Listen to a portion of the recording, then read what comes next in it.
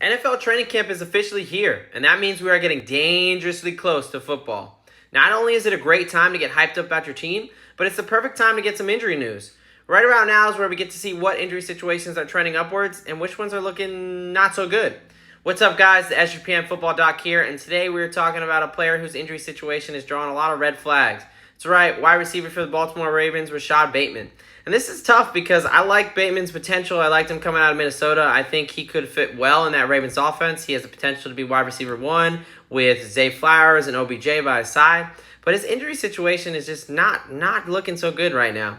So Bateman obviously had his struggles in year one with the groin injury. Last season, his season was cut short due to a Lisfranc injury. So Lisfranc joint refers to your midfoot. Lisfranc injury, it means you either have a ligament tear or a fracture to one of the bones in that midfoot, or you could have both going on.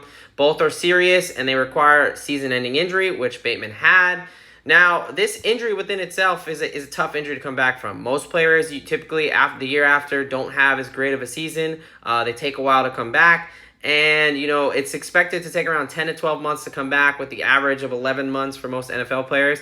Bateman's already looking at 10 and a half months from his injury date to week one. So he's already kind of working on a tight schedule, which means you don't really want to have setbacks, which is a little bit of what we've seen so far.